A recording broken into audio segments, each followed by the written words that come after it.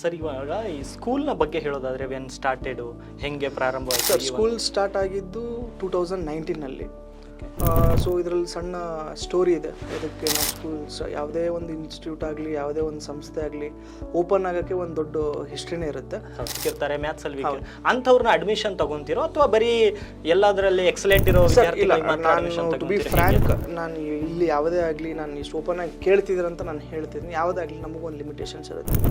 So international school ನಡೆಸ್ತಿದ್ದೀವಿ ಅಂದ ತಕ್ಷಣ, ಸೊ ಆಲ್ಮೋಸ್ಟ್ ಈಗ ಫಾರ್ ಎಕ್ಸಾಂಪಲ್ ನೀವು 5ನೇ ಕ್ಲಾಸ್ ಸ್ಟೂಡೆಂಟಿಗೆ A for apple, B for ball ಆ ಲೆವೆಲ್ನಲ್ಲಿದ್ದರೆ ತುಂಬ ಕಷ್ಟ ಆಗುತ್ತೆ ನನಗೆ.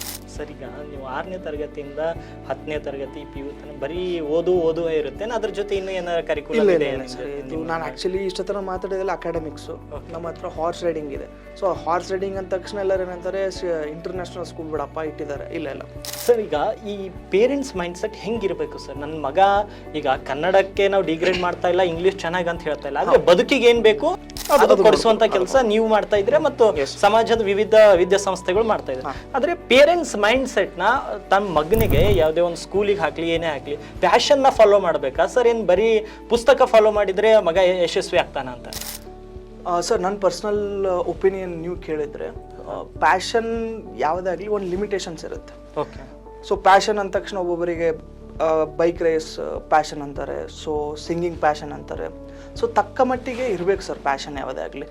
ಪ್ಯಾಷನ್ ಮಾತ್ರ ಮುಂದೆ ನಿಮ್ಮ ಫ್ಯೂಚರಿಗೆ ಹೊಡೆತ ಕೊಡುವಂಗೆ ಪ್ಯಾಷನ್ ಇರಬಾರ್ದು ಯಾವುದಾಗಲಿ. ಓಕೆ.